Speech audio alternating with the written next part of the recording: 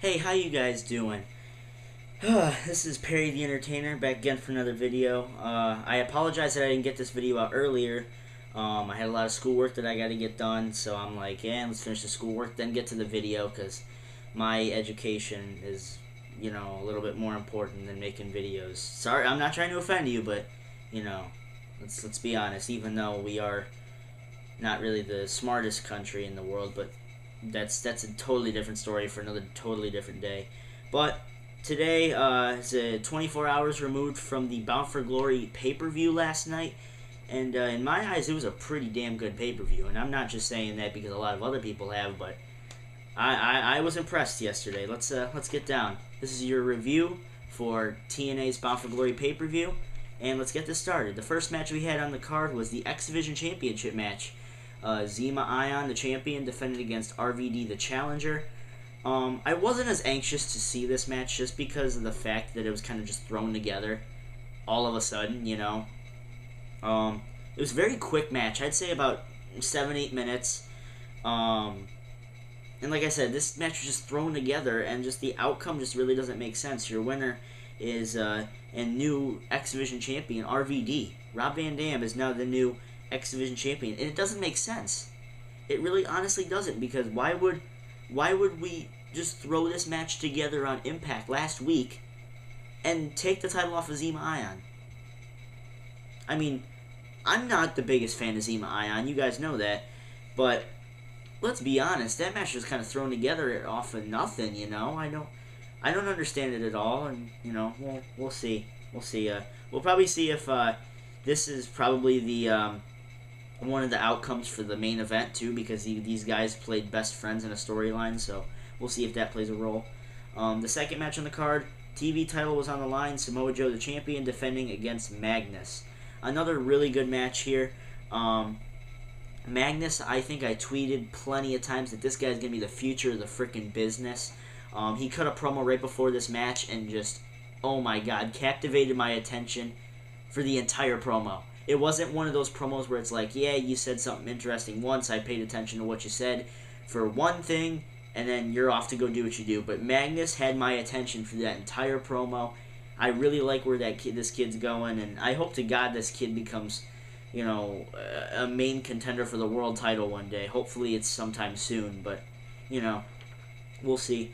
Samoa Joe gets the win with a rear naked choke, making Magnus tap out. Pretty obvious finish here.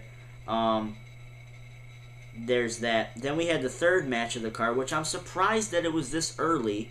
A lot of other people were too. A lot of people actually were mad that it was this early. Bobby Roode versus James Storm with King Mo as a special ring enforcer. When I tell you guys that this match was a bloodfest, I mean it was a bloodfest. James Storm was bleeding within the first 10 minutes of the match, and Bobby Roode eventually started bleeding later on too. There was weapons involved everywhere, and I mean they took Street Fight to a whole nother level. They used trash can lids, trash cans, thumbtacks towards the end of the match. They used the same thing WrestleMania 26 when Edge speared Chris Jericho, not through the barricade, but they ended up going through the table, tackling through the Spanish announce table.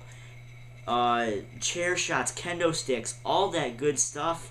And your winner, James Storm. Beer bottles. How did I forget about that? Beer bottles in this match.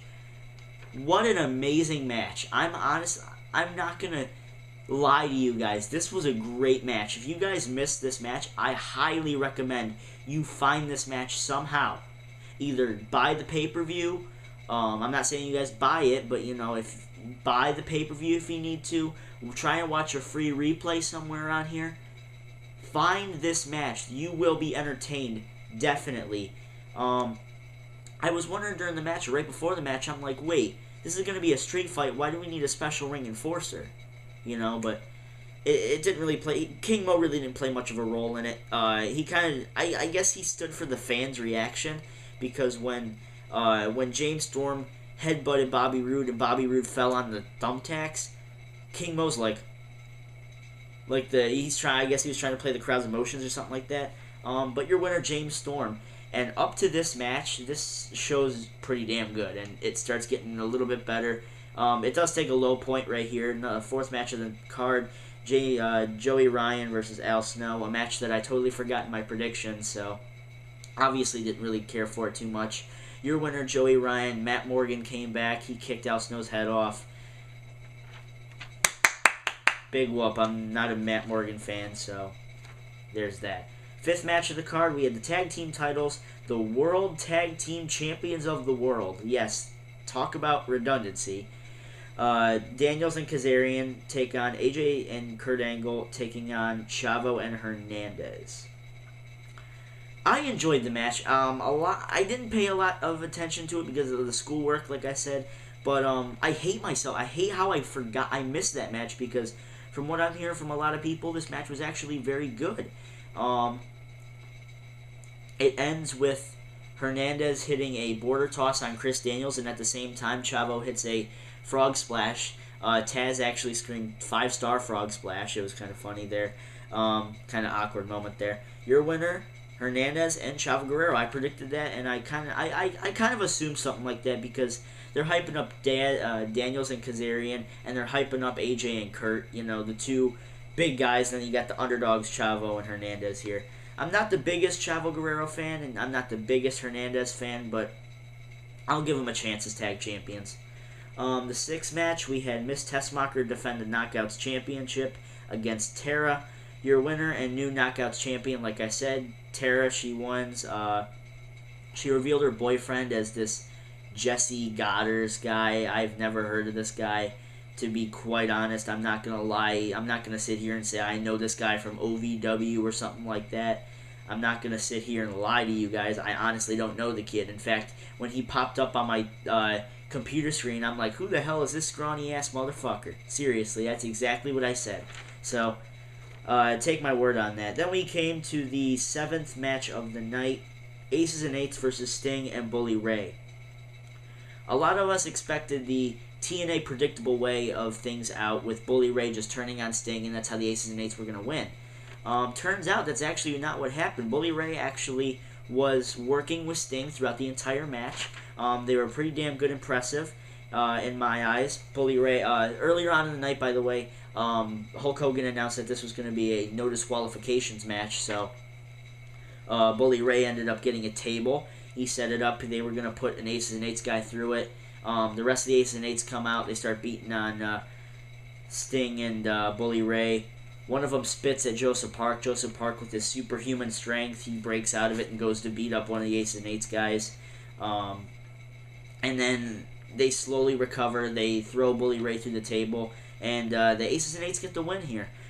It was pretty obvious ending because of the revelation of the TNA poster really didn't make a lot of sense. I mean, if you want to have us wonder a little bit, maybe throw Jeff Hardy on the poster, throw Austin Aries on the poster, something like that, So after that, they're beating on Sting and Bully Ray, which doesn't really make sense because Sting was just inducted in the Hall of Fame, and then he comes to lose a match. But Ric Flair did the same thing. So Hulk Hogan comes out, beats up 4 of the Aces and Eights guys with just one punch. What a lord. He rips off the shirt, does his thing. He does the Hulk up, everything like he used to do in the 80s, except for the leg drop. I'm pretty sure the only reason he didn't hit the leg drop was because he knows he would have tore something. He's starting to get to that age where one little, drop or one little fucking, what the hell's the word I'm thinking of? Drop or whatever, one hit to the mat and he's gonna hit, he may break something. So I think he's starting to get to that age. Obviously Kevin Nash hasn't gotten there yet, but whatever, we'll see.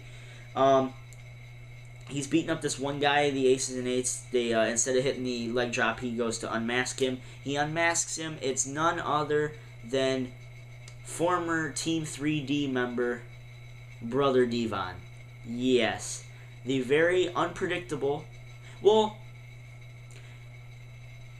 yeah, it was very unpredictable just because of the fact that the dirt sheets were basically saying, Devon's leaving the company and everything. And, it sounded real because they handed over his title to Samoa Joe. he wasn't heard from on TNA TV in like ever. But it makes sense. It honestly does, because Bully Ray, being Devon's brother in the storyline, you know, obviously Devon's very jealous that Bully Ray's at this position right now, and it'll make for a very interesting feud with Devon and Bully Ray. He leaves with the Aces and Eights guys, and you know, Aces and Eights get full access to TNA, and pretty predictable ending, but with a very nice twist. It was actually very smart that TNA basically played us. TNA played us using the dirt sheets. Very smart, very smart. I'll admit, I'll give credit where credit is due. They played us bad. They played us bad.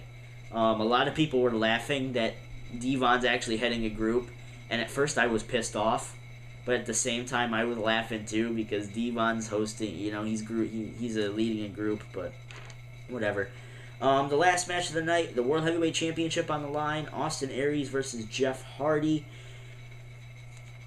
Honestly, I'm not going to sit here and lie to you guys. I didn't feel it as the main event. I mean, I don't know if that was just me. It didn't have that main event feel to it towards the end, maybe the last 5-10 minutes of the match. Austin Aries pulling off some good moves. In fact, there was one point in the match where Jeff Hardy actually hits a powerbomb base plan or something. He went to hit a powerbomb and just flipped Austin Aries over, and it was a pretty damn good move, because I haven't seen Jeff Hardy do something like that. Your very predictable winner. Well, not very predictable. I thought it was predictable. Not a lot of other people did.